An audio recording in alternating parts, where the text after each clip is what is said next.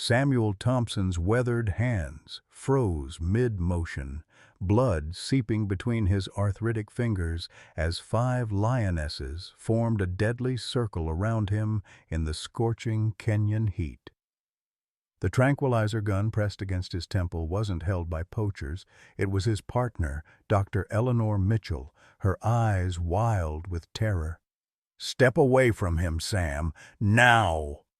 The massive male lion beneath his hands let out a dying breath, the steel trap still clamped to its shattered leg like a vice from hell. Eleanor's scream pierced the silence as she realized what she'd done. The dart meant for the lion had hit the wrong target. Sam's vision blurred, but Martha's voice echoed in his failing consciousness. "Promise me you'll find something worth saving." He'd flown 6,000 miles to honor his dead wife's last wish, only to discover the lioness closest to him bore familiar scars, the same ones from the photograph in Martha's secret journal.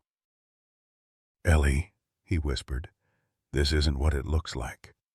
The lionesses stepped closer, their golden eyes reflecting an intelligence that defied explanation.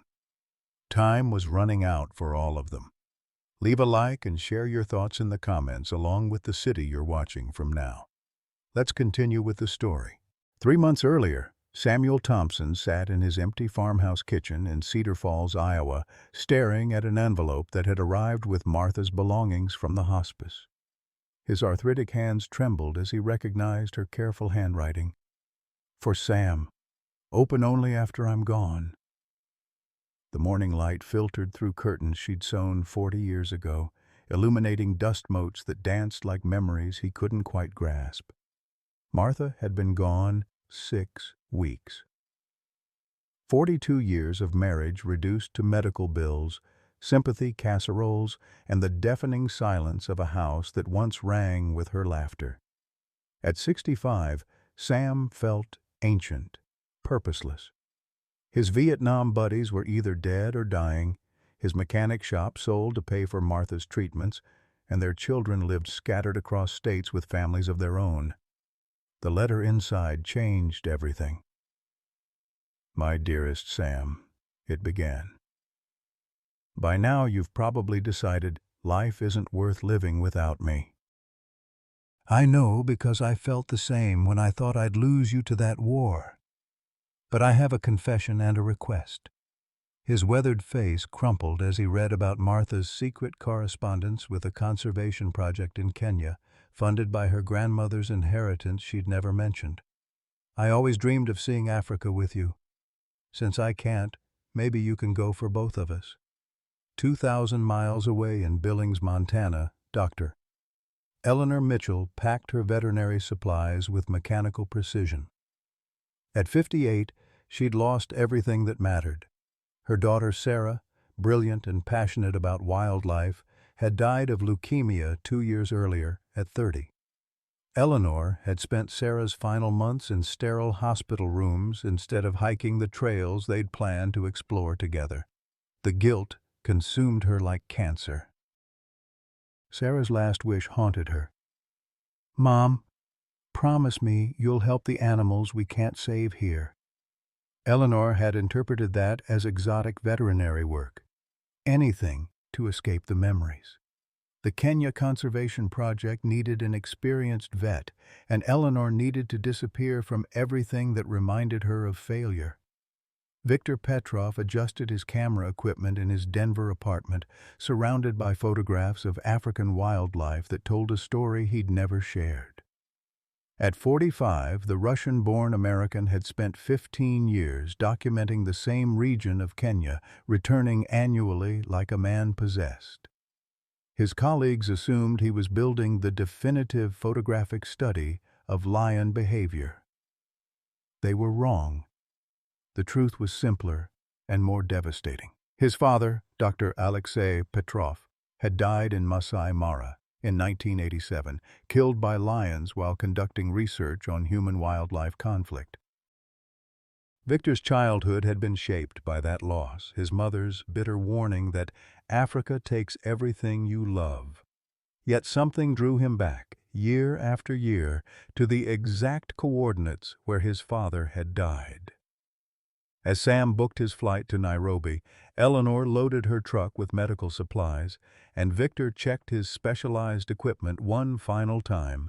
None of them realized their separate griefs would converge in the vast savannah where life and death danced in an eternal, unforgiving waltz. The Kenyan sun beat down mercilessly as Sam's battered Land Cruiser lurched through the red dust toward the Masai Mara Conservation Camp.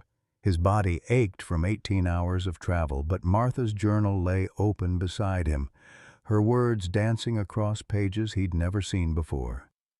Day 847 of treatments, one entry read, told Sam I was napping, but really called Kenya again. They need funding for anti-poaching efforts. If I can't see those lions with my own eyes, maybe I can help save them for other dreamers. The camp appeared like a mirage, a cluster of canvas tents and corrugated metal buildings surrounded by acacia trees. Sam's chest tightened as he recognized the scene from Martha's hidden photographs, pictures she'd somehow obtained and treasured in secret.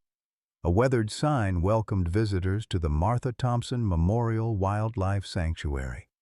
His hands gripped the steering wheel until his knuckles went white. Eleanor emerged from the medical tent, her graying hair pulled back severely, latex gloves stained with blood. She'd been treating a young zebra with infected wounds for 3 hours, losing herself in the familiar rhythm of healing. The work was harder here. No climate-controlled surgical suites, no endless supplies, just her skills against the brutal reality of nature. It was exactly what she needed. "You must be Sam," she called out, stripping off her gloves. "I'm Dr. Eleanor Mitchell. I've been expecting you." Her voice carried the practiced warmth of someone who'd delivered countless diagnoses, both hopeful and terminal. "Your wife's foundation saved this place. We were 2 weeks from shutting down when her funding arrived." Sam stepped out slowly, his legs unsteady from travel and shock. "Foundation?" Martha never mentioned any foundation. The camp bustled around them. Local Maasai guides preparing for evening patrols, researchers downloading data from camera traps, the constant background symphony of African wildlife awakening as temperatures dropped. She was quite secretive about it, Eleanor said, leading him toward the main building. Insisted everything be done through lawyers. Said she wanted it to be a surprise for someone special. She paused at the doorway, studying Sam's weathered face.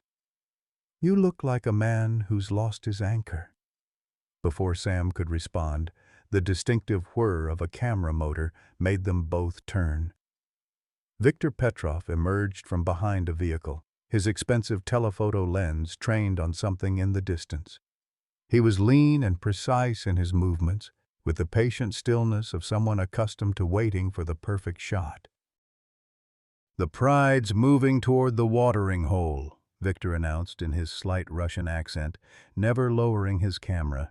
"Female with cubs, typical afternoon pattern."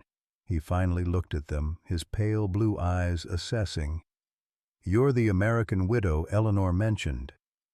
Sam bristled at being called a widow, the term feeling foreign and feminine. "Sam Thompson. And you are?" "Victor Petrov, wildlife photographer. I've been documenting this region for 15 years. Victor's handshake was firm but brief, his attention already drifting back to his equipment. "Your wife chose well.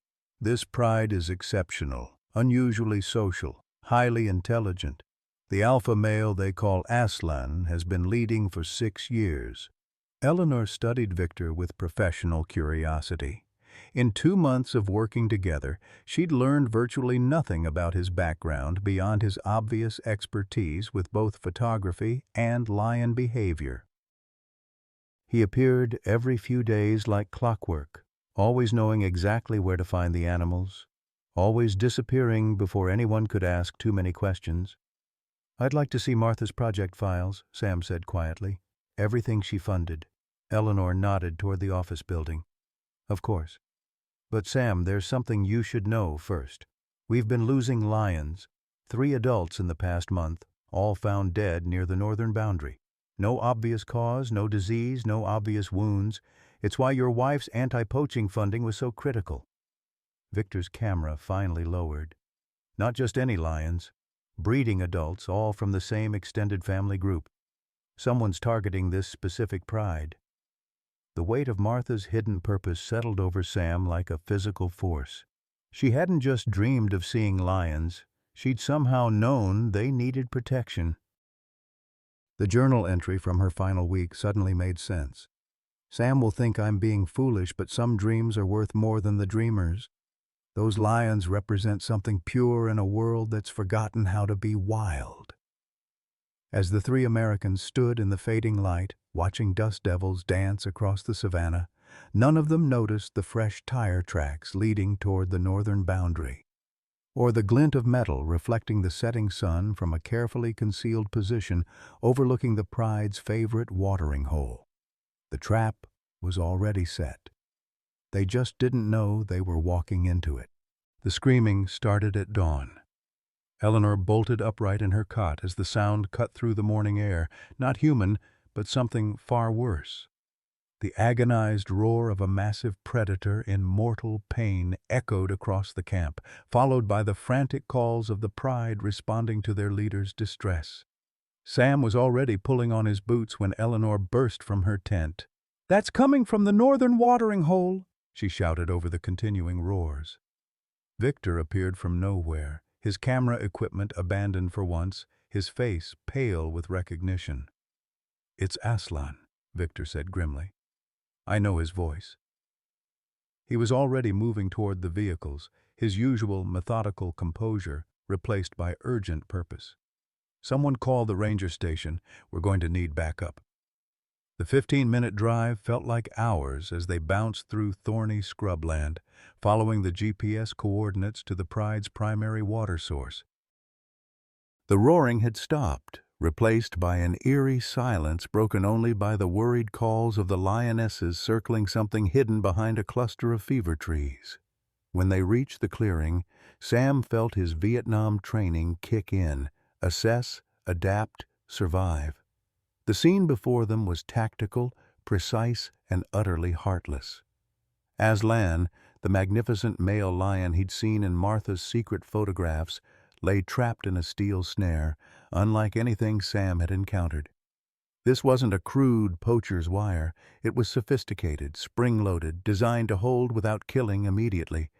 "Jesus Christ," Eleanor breathed, her veterinary eye immediately cataloging the damage. The cable had tightened around Aslan's rear leg, cutting deep into muscle and tendon. Blood soaked the red earth beneath him, and his breathing was labored from hours of struggle. "How long has he been here?" Victor's hand shook as he raised his camera, then lowered it again. "The pride's behavior suggests all night, maybe longer." His voice carried a strange, hollow quality, as if he was seeing something beyond the immediate crisis. "This trap, it's not designed to kill quickly. Someone wanted time." The 5 lionesses maintained a protective perimeter around their fallen leader, their golden eyes fixed on the humans with a mixture of desperation and warning. The largest female, scarred across her left shoulder, stepped forward and made a sound Sam had never heard, not quite a roar, not quite a whine, but something achingly close to a plea. "She's asking for help," Eleanor whispered, her professional detachment cracking. "I've never seen anything like this. They're begging us to save him." Sam studied the trap mechanism with the methodical approach that had kept him alive in Southeast Asia. The engineering was military grade, far beyond typical poaching equipment. Pressure plates, tension cables, a locking mechanism that required specific tools to release. "This isn't random," he said slowly. "Someone knew exactly which animal would trigger this trap, exactly when, exactly where." Victor went rigid. "That's impossible. No one knows this pride's patterns better than—" He stopped mid-sentence, his face draining of color. "No, It can't be. What can't be? Eleanor demanded, but Victor was already pulling out his satellite phone, dialing with trembling fingers. Base camp, this is Victor. I need you to check the northern sector camera logs for the past 72 hours. He waited, his breathing shallow. No, not the wildlife footage, the security feeds. Someone's been watching us. Sam knelt beside Aslan, ignoring the lioness's warning growls. The great cat's eyes were still alert, still fierce, but pain had dulled their fire. "Easy, big guy," Sam murmured, the same tone he'd used with wounded soldiers 4 decades earlier. "We're going to figure this out." Aslan's response shocked them all. Instead of struggling or snapping, the lion went completely still, his massive head turning to focus on Sam's face. For a moment, predator and human locked eyes across the species divide, and Sam felt the same recognition he'd seen in dying men's faces, the acknowledgement that someone was trying to help. Eleanor's radio crackled to life. "Dr. Mitchell, this is Ranger Captain Kiprotish. We've received reports of poaching activity in your sector. Government forces are en route, but weather conditions may delay arrival. Whatever you do, do not attempt intervention alone." The warning came too late. Victor's phone call had confirmed their worst fears. "The security footage shows vehicle tracks leading to this exact location. Someone's been surveilling our operations for weeks." They knew Aslan's routine, knew when he'd be isolated from the pride, knew we'd respond exactly like this. "Like what?" Sam asked, though the tactical part of his mind was already putting the pieces together. "Like bait," Victor said quietly. "We're not rescuing Aslan. We're walking into an ambush. This whole setup, the trap, the timing, even our presence here, it's all been orchestrated." The sound of approaching vehicles echoed across the savannah, but they were coming from the wrong direction, not from the ranger station to the south, but from the abandoned mining road to the north. Multiple engines, moving fast, kicking up dust clouds visible against the morning sky. Eleanor grabbed her medical kit. "I don't care if it's a trap. I'm not letting him die." She looked at the lionesses, who seemed to sense the approaching danger. Their protective circle tightened, but instead of excluding the humans, they moved closer, as if accepting them into the pride's defensive formation. Sam checked his watch. Barely 2 hours of morning light left before the African sun would make any rescue attempt impossible. Radio contact with the ranger station was sporadic at best, and somewhere in the distance, unknown vehicles were closing in on their position. "Victor," Sam said quietly, "I think it's time you told us the real reason you've been coming here for 15 years." The photographer's carefully maintained facade finally cracked. "Because this is where they killed my father." Victor's confession hung in the air like smoke from a distant fire. "Dr. Alexei Petrov, wildlife behaviorist," he continued, his camera hanging forgotten around his neck. "Shot and killed by poachers in 1987, right here at this watering hole. I was 12 years old when the telegram arrived in Moscow. My mother never recovered." Eleanor's hands never stopped working as she examined Aslan's wound, but her mind raced with the implications. "You've been coming here for revenge?" "Justice," Victor corrected sharply. "There's a difference. My father was documenting illegal hunting operations when they murdered him. His research disappeared with his body. For 15 years, I've been trying to complete his work." Sam studied the approaching dust clouds, his military instincts calculating distances and time. "Those vehicles, are they your people or theirs?" "I don't know anymore," Victor admitted. "I thought I was hunting them, but maybe they've been hunting me." He pulled out a weathered notebook, his father's handwriting visible on yellowed pages. Papa's final entry mentioned a trafficking ring using conservation projects as cover, American donors unknowingly funding their operations. The words hit Sam like a physical blow. Martha's foundation, her secret funding, her mysterious knowledge of this exact location. Pieces of a puzzle he'd never suspected began falling into place. "Are you saying my wife was involved with criminals?" "Not knowingly," Victor said quickly. "But her funding, it may have been misdirected. The real question is who knew about it and how they're using it."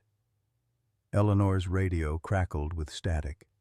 "Dr. Mitchell, this is base camp. We've lost contact with Ranger Captain Kipratish's unit. Last transmission indicated they were investigating suspicious activity near your location." The Lionesses' behavior shifted dramatically as the engine sounds grew closer. Instead of the territorial aggression Sam expected, they began what looked like tactical positioning, spreading out to create overlapping fields of observation while maintaining protective proximity to Aslan and the three humans. "They're forming a defensive perimeter," Eleanor breathed in amazement. "I've read about this behavior but never witnessed it. They're treating us as Pride members." Sam felt a memory surface from Vietnam, wounded soldiers forming similar protective circles when rescue became uncertain. "Maybe they recognize something in us, fellow creatures who don't abandon their own." The first vehicle crested the ridge, a modified Land Rover with reinforced bumpers and tinted windows. It stopped just outside rifle range, engine idling, occupants invisible behind bulletproof glass. Two more vehicles followed, taking flanking positions that cut off all escape routes. Victor's face went white as recognition dawned. "That's Papa's vehicle, the Land Rover he was driving when he died. I'd know those modifications anywhere." "How is that possible?" Eleanor demanded, her hands now working frantically to stabilize Aslan's condition. The great cat's breathing was becoming more labored, his life literally ebbing away as they spoke. "Because whoever killed him kept it as a trophy," Victor said grimly. "And they've been waiting for me to come back." The lead vehicle's door opened, and a figure emerged that made Sam's blood run cold. Tall, weathered, moving with the careful precision of someone accustomed to violence. But it was the man's face that stopped Sam's heart, scarred, gray-bearded, wearing the unmistakable bearing of a soldier. "Frank Morrison," Sam whispered. "Son of a bitch." Eleanor looked between them in confusion. "You know him?" "Sergeant Frank Morrison, 1st Cavalry Division. He was in my unit in Vietnam." Sam's voice carried the weight of 40 years of buried guilt. "We had a disagreement about civilian casualties. He was discharged after an incident." Morrison called out across the clearing, his voice carrying the same command authority Sam remembered. "Samuel Thompson. Been a long time, brother. Heard you married that sweet nurse from Iowa. Sorry for your loss." The casual mention of Martha sent rage coursing through Sam's veins, but his military training kept him steady. "What do you want, Frank?" "Just collecting on an old debt. Your wife's foundation has been very generous to our operation. Problem is, she started asking too many questions before she died. Questions about where her money was really going." Eleanor's hands stilled on Aslan's wound. "What is he talking about?" Morrison gestured to his men, who began moving to surround the clearing. "Mrs. Thompson discovered we've been supplementing conservation funding with more lucrative enterprises: ivory, rhino horn, exotic animal trafficking. She threatened to expose everything." The pieces clicked into place with sickening clarity. Martha's secretive phone calls, her mysterious knowledge of Kenya, her insistence on funding this specific project. She hadn't been planning a surprise gift for Sam. She'd been investigating. "She was building a case against you," Sam realized. "That's why she sent me here, not to fulfill some dream but to finish what she started." Smart woman. Too smart for her own good. Morrison's smile was cold as winter. "Lucky for us, cancer saved us the trouble of handling her permanently." Victor stepped forward, his father's notebook clutched in white-knuckled fists. "You killed my father for discovering the same thing. Dr. Alexei Petrov. Yes, I remember him. Idealistic fool thought he could expose us with his research notes. Had to make an example. Morrison's casual confession carried no remorse. Amazing how a lion attack can look so authentic when properly staged. Eleanor's veterinary training kicked in as she processed the timeline. The lions didn't kill your father. Morrison did, then made it look like an animal attack. Brilliant woman. Yes, we used the lions as convenient scapegoats. Worked for decades. Morrison signaled his men to advance. Now we have a similar problem. 3 more idealists who know too much. The Lionesses' protective circle tightened as the armed men approached. Aslan, despite his critical condition, raised his massive head and released a sound that seemed to come from the very depths of the earth. Not a roar of aggression, but something older, deeper. A call that was answered immediately by distant voices across the savannah. Sam recognized the tactical situation deteriorating rapidly. They were outnumbered, outgunned, and trapped in open ground with limited cover. But 40 years of survivor's guilt had taught him something Morrison had never learned. Sometimes the mission mattered more than the soldier. Eleanor, how long does Aslan have? Minutes, maybe an hour, if we can stop the bleeding, she replied without looking up from her work. Victor, that notebook, does it contain evidence? Everything. Names, dates, financial records. Papa documented their entire operation. Sam made his decision with the same cold calculation that had kept him alive in Southeast Asia. Then we make sure it survives, even if we don't. He stood slowly, his arthritic knees protesting, and faced Morrison across the clearing. You want to know something about old debts, Frank? I've got one too. Tommy Nguyen, Village of My Lai, March 1968. Remember him? Morrison's confident expression flickered. Ancient history, Sam. You executed an unarmed child because he wouldn't tell you where his father hid the family's rice. I reported it. You blamed it on combat stress. Sam's voice carried across the clearing with parade ground authority. I've lived with the guilt of not stopping you for 40 years. I won't make that mistake again. The sound of approaching lions grew louder. Not the immediate pride, but others, drawn by Aslan's call across the vast network of familial bonds that connected the scattered prides of the Mara. Morrison's men began shifting nervously as golden shapes became visible moving through the tall grass. Eleanor looked up from her patient, understanding dawning in her eyes. Aslan wasn't just calling to his pride. He was calling to his extended family. Victor raised his camera, finally understanding his true purpose. Papa always said lions were smarter than humans gave them credit for. They remember threats, and they remember friends. The tactical situation was shifting. Morrison's advantages, superior numbers and firepower, meant nothing if they were surrounded by lions defending their territory and their human allies. The morning sun climbed higher, and somewhere in the distance the sound of helicopter rotors began to compete with the growing chorus of lion voices echoing across the African savanna. The helicopter's rotors grew louder as golden shapes emerged from the tall grass like ghosts materializing in daylight.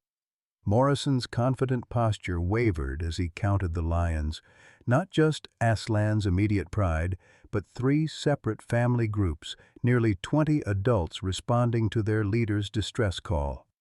His men raised their weapons uncertainly, suddenly aware that their tactical advantage was evaporating. "Stand down!"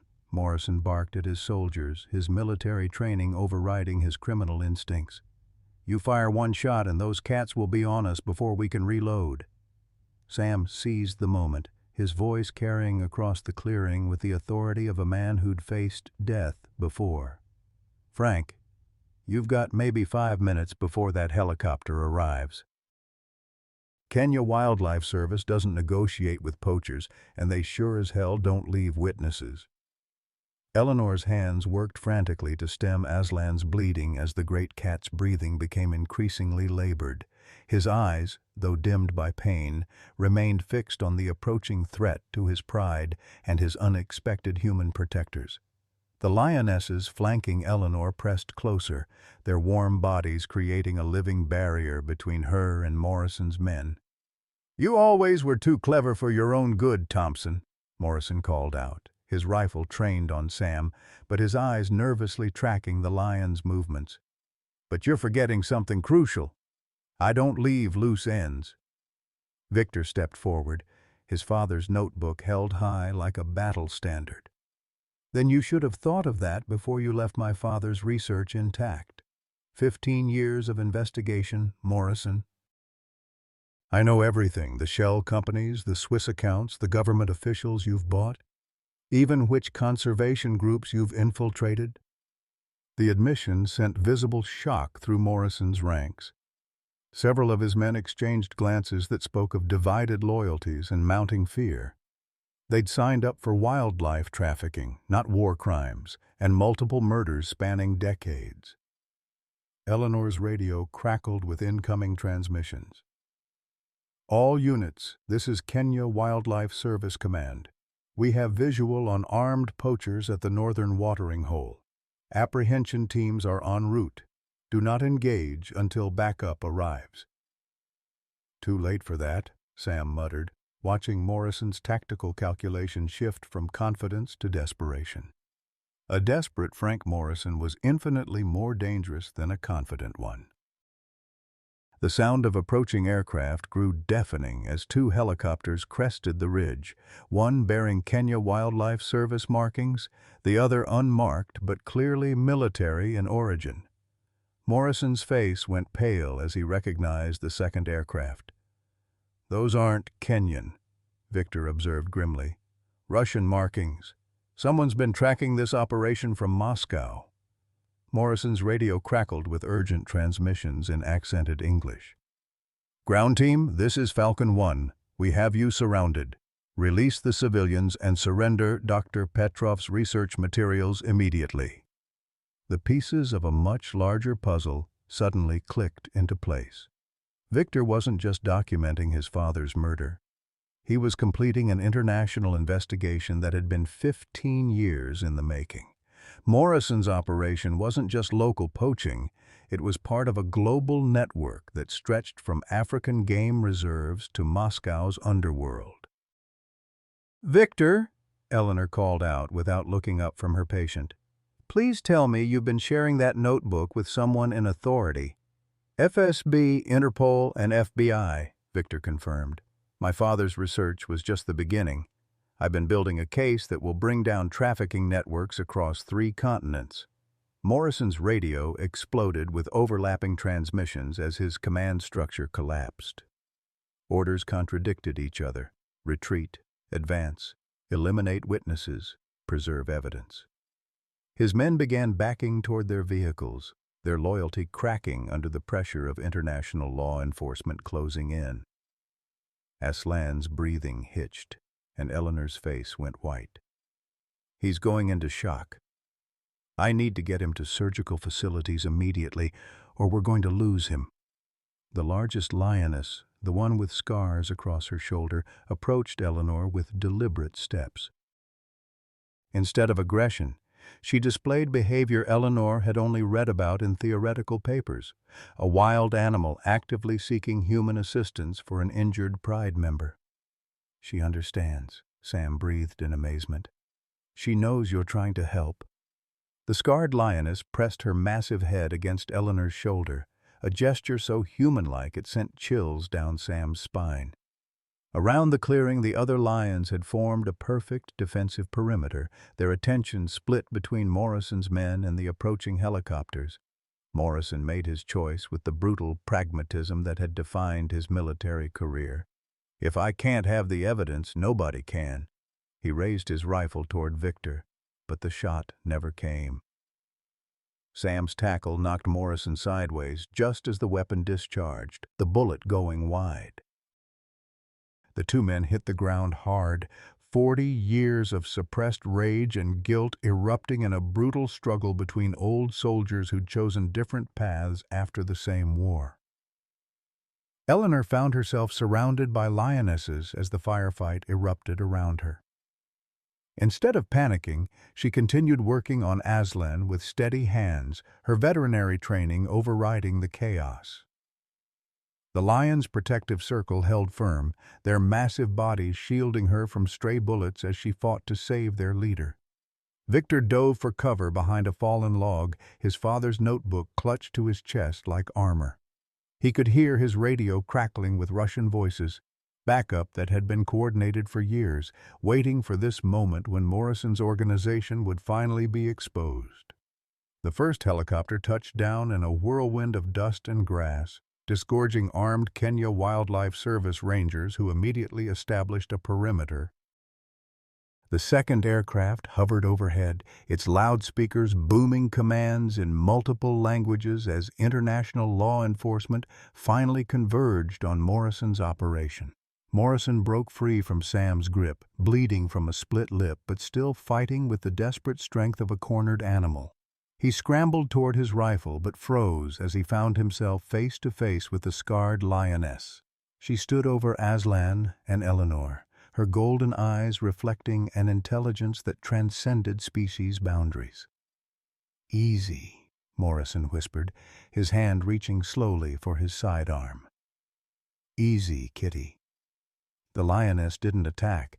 Instead, she did something that defied every scientific paper ever written about lion behavior.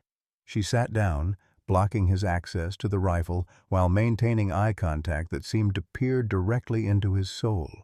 It was a display of moral authority that no human court could match. Sam struggled to his feet, his arthritic joints screaming in protest. Around the clearing, Morrison's men were surrendering to overwhelming force. Lions on one side, international law enforcement on the other, with nowhere to run in the vast emptiness of the African savanna. Eleanor's voice cut through the chaos like a prayer. "I've got the bleeding stopped, but he needs surgery immediately. Someone get me a helicopter." The Kenya Wildlife Service commander, a tall Maasai man with the bearing of a natural leader, approached with his hands visible and non-threatening. The lions parted to allow him passage, recognizing something in his manner that spoke of generations living in harmony with the wild. "Dr. Mitchell, I am Captain Kiprotich. We have a mobile surgical unit en route. ETA 10 minutes. He looked down at Aslan with the reverence of someone whose people had coexisted with lions for millennia. "This one is special. The elders speak of him. They call him Simba wa Moyo, the Lion of Heart." Victor emerged from cover as Russian operatives secured Morrison and his remaining men. The notebook that had cost his father's life was finally in the hands of authorities who could act on its evidence.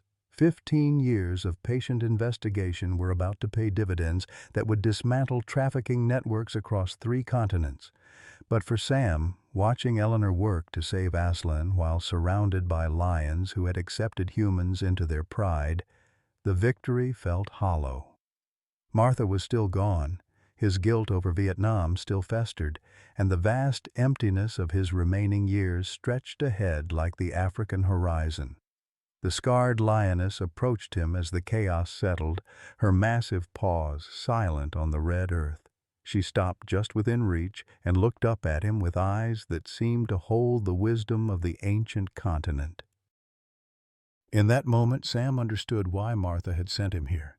Not for revenge or justice, but for something far more precious. The chance to be part of something larger than his own grief. The mobile surgical unit arrived as the sun reached its merciless zenith, but it was already too late. Eleanor's hands, steady through decades of veterinary practice, trembled as she felt Aslan's pulse growing weaker beneath her fingertips. The great lion's breathing had become shallow, labored gasps that seemed to echo across the suddenly silent savanna.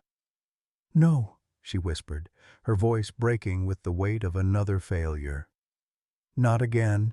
Please, not again." Sam knelt beside her, his weathered hands covering hers as they both felt the life ebbing from the magnificent creature they'd fought so hard to save. Around them, the 5 lionesses maintained their vigil, their golden eyes reflecting a grief that transcended species. The scarred lioness pressed closer to Eleanor, her massive head resting against the doctor's shoulder in a gesture of shared mourning. "He's going," Eleanor said, tears streaming down her dust-stained cheeks. "Just like Sarah. Just like my beautiful girl." "Oh, I can't save anyone." Victor lowered his camera, unable to document this moment of profound loss. The notebook that had cost his father's life lay forgotten in the red dirt as he watched the consequences of Morrison's greed play out in real time. Justice was being served in the distance. Helicopters full of arrested traffickers, evidence that would destroy criminal networks spanning continents, but none of it could restore what had been taken. Captain Kiprotich approached with the reverence of a man whose people had lived alongside these creatures for generations. "In our tradition," he said quietly, "when a great leader dies, the pride chooses whether to honor him with silence or with celebration of his life. Watch them decide." Aslan's eyes, though dimmed by approaching death, remained focused on Sam's face. In those golden depths, the old soldier saw something that reminded him of wounded comrades in Vietnam. Not fear, but a kind of peaceful acceptance. The great cat was dying as he had lived, with dignity intact. Eleanor's radio crackled with an incoming transmission that shattered the moment. "Dr. Mitchell, this is Nairobi General Hospital. We've been monitoring your situation. If you can keep the patient stable for transport, we have a surgical team standing by." "It's too late," Eleanor sobbed. "He's lost too much blood. The damage to the femoral artery. Even if we had a full surgical suite right here, I don't think—" Sam felt Aslan's breathing stop. The magnificent chest that had once powered roars heard across miles fell still. The light in those ancient eyes flickered and went out, leaving behind only the shell of Africa's greatest king. The lioness's response was immediate and heartbreaking. The scarred female raised her head and released a sound that Sam had never heard before. Not a roar of rage or dominance, but something achingly human in its grief. One by one, the other females joined her, their voices creating a symphony of loss that carried across the vast savanna. Eleanor collapsed against Sam's shoulder, her professional composure finally cracking under the weight of accumulated losses. "I couldn't save him, just like I couldn't save Sarah. What's the point of all this knowledge, all this training, if I can't save the ones that matter?" "Because sometimes saving isn't about the outcome," Sam said quietly, his own voice thick with unshed tears. "Sometimes it's about showing up when it matters most. Martha taught me that during her final weeks. It's not about winning or losing. It's about refusing to give up." Victor picked up his camera with trembling hands, not to photograph the death, but to document the aftermath. The way the lionesses continued to protect Aslan's body, the way Eleanor's tears mixed with the red African dust, the way Sam's weathered hands gently closed the great cat's eyes. This was the story that needed telling, not just the triumph of justice, but the cost of fighting for what's right. Morrison's voice carried across the clearing as the Russian operatives loaded him into their helicopter. "You think you've won something? That lion was already dead the moment I set that trap. You just prolonged his suffering for your own conscience." The words hit Eleanor like physical blows, but the scarred lioness responded with something unexpected. She left Aslan's side and walked deliberately toward Morrison, stopping just outside the ring of armed guards. For a long moment, predator and criminal locked eyes across the species divide. Then she did something that defied every scientific paper ever written about lion behavior. She sat down, her back to Morrison, and began grooming herself with casual indifference. It was a display of contempt so profound that no human gesture could have matched it. The ultimate dismissal from a creature whose respect had to be earned through courage and earned through honor. "Even she knows," Sam said with grim satisfaction. "Animals can sense evil. They always could." The medical team worked with professional efficiency to prepare Aslan's body for transport, but their movements carried the weight of defeat. Eleanor watched them work with hollow eyes, seeing in their careful procedures an echo of the countless times she'd performed similar rituals for patients she couldn't save. Captain Kiprotich approached with traditional dignity.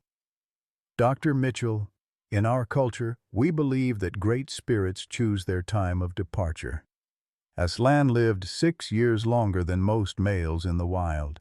He protected his pride, fathered many cubs, and died defending his family. That is a life well lived." "But he died because of human greed," Eleanor protested. "Because we couldn't stop Morrison in time. He died because he trusted humans enough to let you try to save him," Victor corrected gently.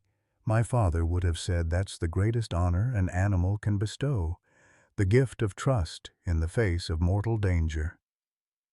The afternoon sun beat down mercilessly as they prepared to leave the watering hole. The 5 lionesses remained with Aslan's body, their vigil likely to continue through the night according to behaviors documented in the few studies of lion grief responses.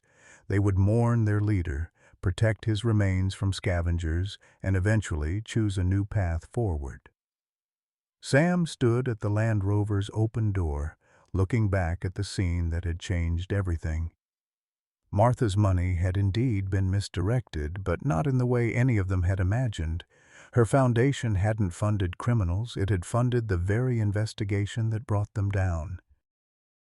Her final gift hadn't been the safari she'd always dreamed of, but something far more precious: the chance for her husband to matter again. Eleanor climbed into the passenger seat, her medical bag lighter by the supplies they'd left behind, but heavier with the weight of failure. "I keep thinking about what Morrison said. Did we really just prolong Aslan's suffering? You gave him 6 hours of human compassion in a life that had seen mostly human cruelty," Sam replied, starting the engine. "If that's prolonging suffering, then every act of love is meaningless." Victor secured his equipment in the back, his father's notebook safely in the hands of international authorities. The evidence would convict Morrison and dozens of his associates, dismantling trafficking networks that had operated with impunity for decades. But the cost of that justice lay cooling in the African heat, surrounded by grieving lionesses who would carry the memory of this day for the rest of their lives. As they drove away from the watering hole, none of them looked back.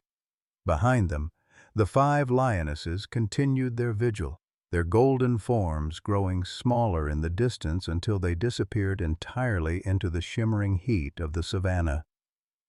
The silence in the vehicle was broken only by the sound of Eleanor's quiet weeping and the distant echo of helicopters carrying Morrison and his associates toward a justice that had been 28 years in the making. The mission was accomplished. The criminals were captured. The evidence was secured. But victory had never felt so much like defeat, and Sam couldn't shake the feeling that they'd lost something irreplaceable in that clearing. Not just a magnificent animal, but a piece of their own humanity. The truth arrived in a radio transmission that shattered everything they thought they knew. 3 hours after leaving Aslan's body at the watering hole, Eleanor's emergency frequency crackled to life with Captain Kiprotik's voice, breathless with excitement and disbelief. "Dr. Mitchell, you need to return immediately. The lion, he's alive!" Eleanor slammed on the brakes so hard that Victor's equipment flew forward, his father's carefully preserved photographs scattering across the dashboard. "That's impossible," she breathed into the radio. "I checked for vital signs. He had no pulse. No respiration." "The lionesses never left his side," Kiprotich continued, his traditional composure cracking with wonder. "They've been performing some kind of ritual, licking his wounds, positioning their bodies to share warmth. 30 minutes ago, he opened his eyes. Sam felt the world tilt beneath him as memories of Vietnam flooded back. Soldiers presumed dead who'd awakened hours later, victims of shock so profound their life signs became undetectable. Cataleptic state, he said quietly. I've seen it before. Extreme trauma can shut down all observable vital functions while the body focuses on core survival. Victor was already reviewing the digital images on his camera's display, his hands shaking as he zoomed in on shots taken during Aslan's apparent death. Look at this, he whispered, showing them a frame captured just as they'd walked away. The scarred lioness. She's positioned herself directly over his heart. And this one, 2 minutes later, you can see his ear twitch. Eleanor's radio crackled again with urgent transmissions from the mobile veterinary unit. Dr. Mitchell, the patient is conscious and responsive, but critical.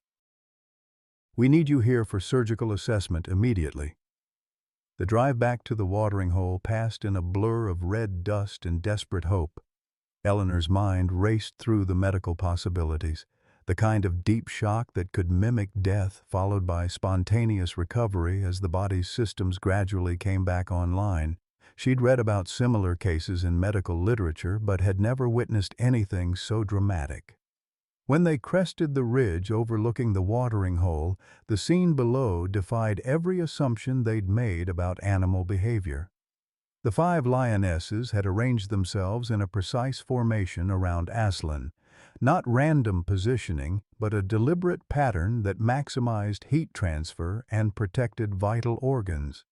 The mobile surgical unit's team worked around them, but the lionesses showed no aggression, as if they understood the humans were now part of their healing process. Dr. James Ochieng, the lead veterinary surgeon, approached their vehicle with an expression of professional bewilderment. In 30 years of field medicine, I've never seen anything like this. The lionesses have been maintaining his core body temperature and circulation through coordinated physical therapy. They essentially performed CPR using their own bodies. Eleanor knelt beside Aslan, her hands confirming what seemed impossible. Strong pulse, steady breathing, alert responses to stimuli. The great cat's eyes tracked her movements with the focused attention of someone fully conscious, not the vacant stare of neurological damage. The scarred female, Dr. Ochieng continued, she seems to be directing the others. Watch how she positions them. As if responding to his words, the lioness moved to Aslan's injured leg and began a careful grooming pattern that avoided the wound site while stimulating circulation in surrounding tissue. Victor raised his camera, then lowered it again as understanding dawned. They're not just animals. They're a medical team. Everything they're doing has therapeutic purpose. Sam studied the lioness's coordinated behavior with the tactical eye that had kept him alive in combat. Eleanor, what you said about animal intelligence, could they have learned this somehow? Observed veterinary procedures and adapted them?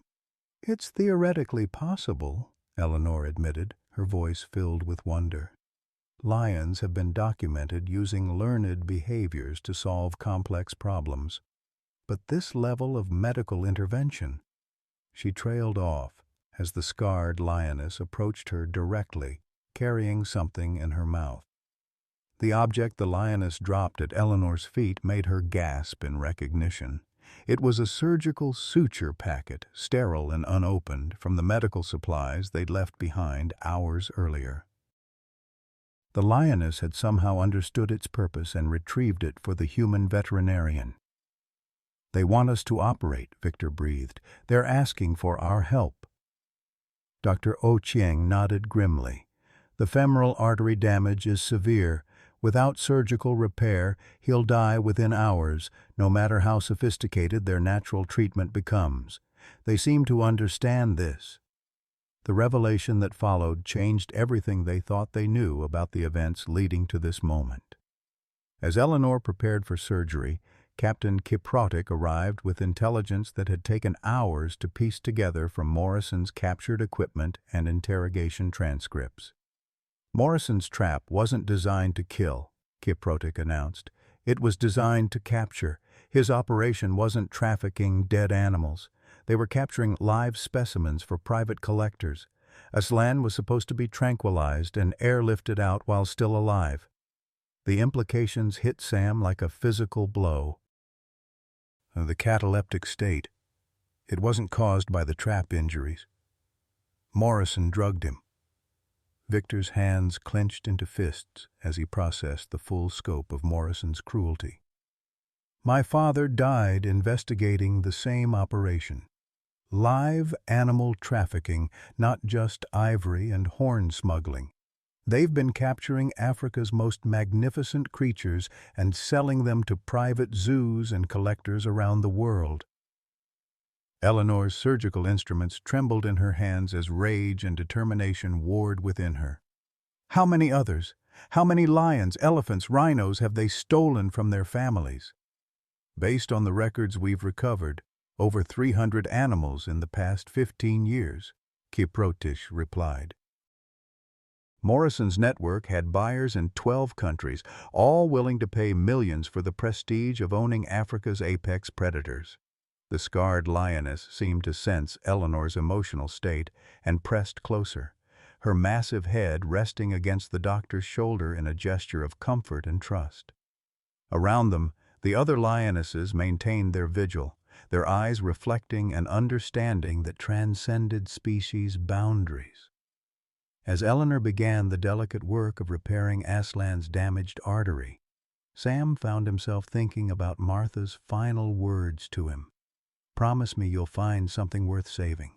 She hadn't been talking about fulfilling tourist dreams or even seeking justice for crimes. She'd been asking him to discover what made life meaningful in the face of inevitable loss. The lionesses knew, he realized aloud. Somehow they knew Morrison's people would come back to collect Aslan's body. That's why they never left his side. They were protecting him from being stolen even in death. Victor documented the surgery with reverent precision, understanding that he was witnessing something unprecedented in the documented relationship between humans and wild animals. The lioness's behavior suggested not just intelligence, but emotional sophistication that challenged every assumption about animal consciousness. Dr. Ochieng worked alongside Eleanor with the seamless coordination of medical professionals who understood the magnitude of their patient. Suture holding, blood flow restored. If we can prevent infection and get him through the next 48 hours, he should make a full recovery. The news that followed Captain Kiprotic's next radio transmission provided the final piece of a puzzle that spanned 2 generations and 3 continents. Moscow has confirmed Victor's father's research was part of a joint operation with Interpol. Dr. Alexei Petrov wasn't just studying lion behavior, he was documenting evidence for an international trafficking investigation that Morrison's murder derailed for 28 years. Victor's voice broke as he processed the revelation. Papa wasn't just a scientist, he was working undercover for law enforcement. His death wasn't random. Morrison killed him to protect the trafficking network. Eleanor finished the final sutures as the African sun began its descent toward the horizon. Aslan's breathing was strong and steady, his eyes alert and focused on the humans who had saved his life twice in one day. The lionesses maintained their protective formation, but their posture had shifted from desperate vigilance to cautious optimism. There's something else, Kiprotic added quietly. The scarred lioness. Our database shows she was rescued from an illegal circus operation in Somalia 5 years ago. She's had extensive contact with veterinary procedures. That's how she knew to retrieve the surgical supplies. The circle of understanding completed itself with breathtaking clarity.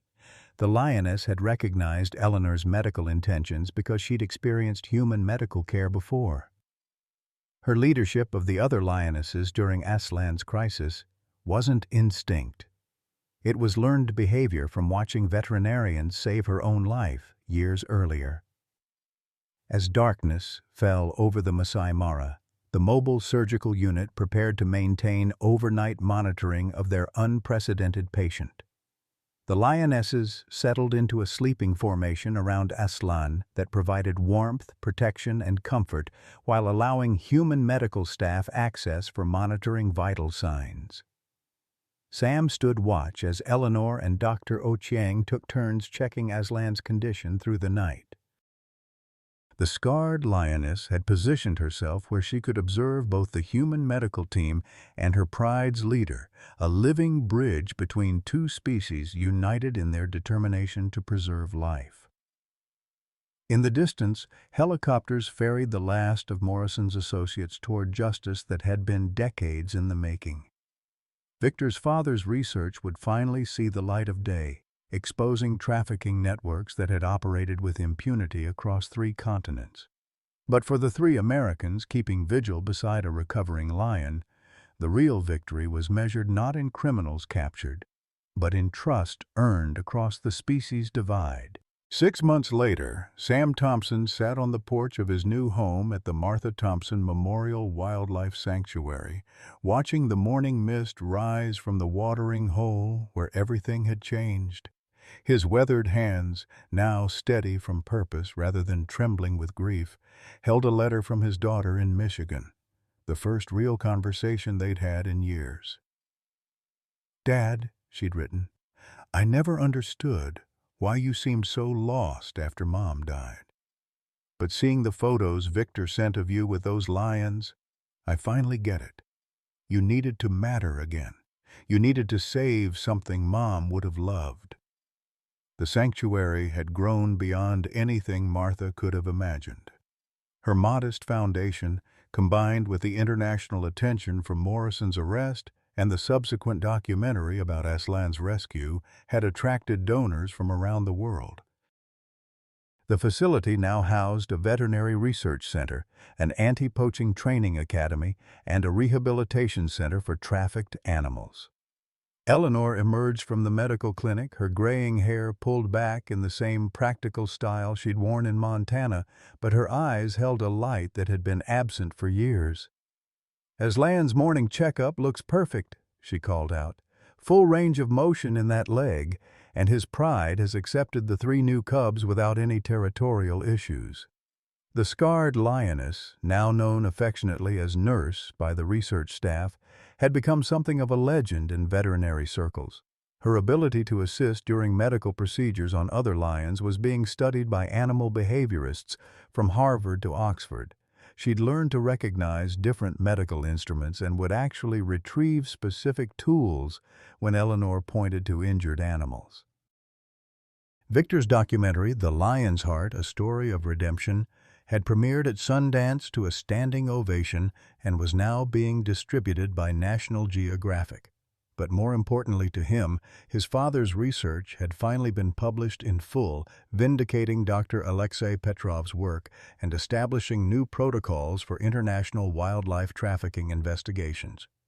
"Funny thing about getting old," Sam mused as Victor approached with his morning coffee. "You spend so many years thinking your story's over that you forget new chapters can still be written." Victor settled into the adjacent chair, his expensive camera equipment set aside in favor of a simple notebook where he'd been writing his father's biography. "Papa used to say that every ending was just a beginning wearing a disguise. I thought it was Russian fatalism, but maybe it was hope." The morning routine at the sanctuary had taken on a rhythm that felt like family. Eleanor would complete her medical rounds while Sam coordinated with the anti-poaching teams, and Victor documented the behavioral research that was revolutionizing understanding of human-animal relationships. They'd become the chosen family that none of them had expected to find in their later years. A rumble of engines announced the arrival of the weekly supply convoy, but today it carried special cargo. Captain Kiprotich stepped out of the lead vehicle, followed by a slight woman in her 70s who moved with the careful dignity of someone accustomed to being heard, despite her quiet demeanor. "Sam Thompson," she said, extending a weathered hand that matched his own. "I'm Dr. Ruth Morrison. Frank was my son." The words hung in the morning air like smoke from a distant fire. Sam studied her face, seeing none of her son's cruelty, but recognizing the weight of guilt that he knew intimately from his own mirror. "I've been following the trial," she continued.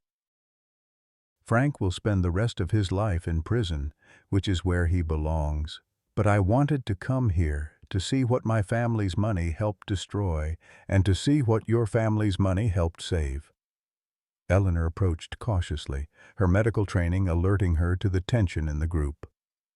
Victor lowered his notebook, understanding that some conversations were too private for documentation. "Frank wasn't born evil," Dr. Morrison continued. "But Vietnam broke something in him that never healed. He came home angry at a world that didn't seem to appreciate his sacrifice. I failed him as a mother by not getting him the help he needed." Sam felt the familiar weight of survivor's guilt pressing against his chest. "Ma'am, with respect, we all came home broken in different ways.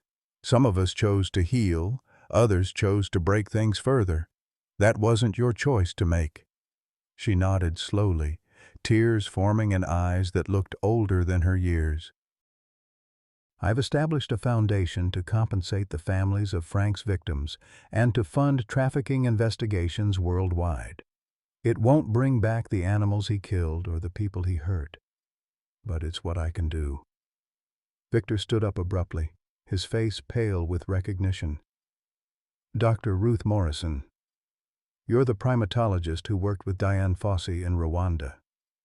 "A lifetime ago," she confirmed. "Before I gave up field work to raise a son who grew up to destroy everything I'd spent my career trying to protect." The irony was staggering. Morrison's mother had dedicated her life to protecting the same animals her son had trafficked. The generational divide between conservation and exploitation had played out within a single family, with devastating consequences for both. Eleanor's professional instincts took over. "Dr. Morrison, would you like to meet some of the animals we've been able to save?" "Your foundation's funding has made a significant difference in our rehabilitation programs." As they walked toward the main enclosure, Aslan appeared at the fence with his characteristic dignity intact. The great lion studied the newcomer with eyes that seemed to assess not just physical threat but moral character. After a moment that felt eternal, he approached the fence and released a low rumble that sounded almost like a greeting. "He's welcoming you," Sam said with wonder. "Somehow, he knows you're different from your son." Dr. Morrison pressed her hand against the fence, tears flowing freely as Aslan touched his nose to her palm through the chain link. "Frank used to love animals when he was little. We'd visit zoos together, and he'd spend hours watching the big cats. I don't know where I lost him."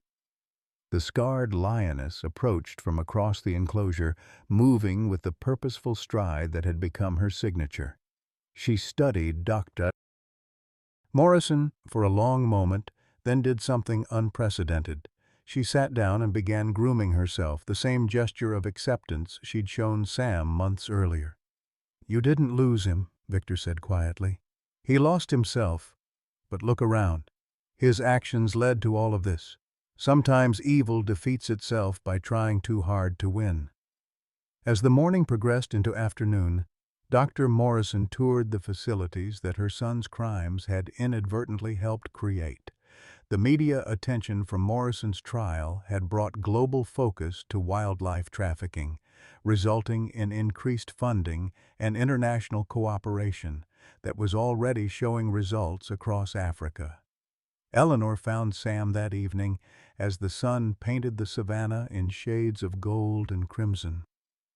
"Martha would be proud," she said simply, "of what we built here." "Yeah, I think she would." "No," Eleanor corrected gently, "of what you became. A man who saves things instead of just surviving them." In the distance, Aslan's roar echoed across the sanctuary, answered by the voices of his pride and the rescued animals in rehabilitation. It was the sound of life continuing, of families healing, of hope refusing to surrender to despair.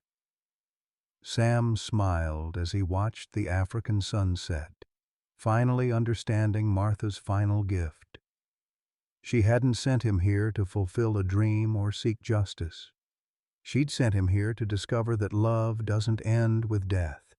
It transforms into something larger, something that can bridge species and heal wounds that seem impossible to mend. Dear friends, if you're between 55 and 68, you know the weight of feeling invisible, forgotten, like your best chapters are behind you. Maybe you've lost your spouse like Sam lost Martha. Maybe you've buried dreams like Eleanor buried her daughter. Maybe you feel guilty about past choices, like Victor carried his father's death for 15 years. But here's what Sam discovered in the African savannah. Our deepest wounds can become our greatest purpose. At 65, when society told him he was done, Sam found his most meaningful work saving lions and building a legacy that honored his wife's memory. Eleanor, drowning in guilt over prioritizing career over her dying daughter, discovered that healing animals could heal her shattered heart. Victor learned that completing his father's mission could transform generational trauma into triumph. Your age isn't your limitation, it's your qualification. You have wisdom earned through loss, strength forged by survival, and love that refuses to quit. The lions didn't see Sam as an old man, they saw him as family worth protecting. Your next chapter isn't about slowing down, it's about speeding up toward what truly matters. What dream did you set aside that might still be calling you? What wound in your life could become your mission to help others? Share your thoughts below. Your story matters and someone needs to hear it.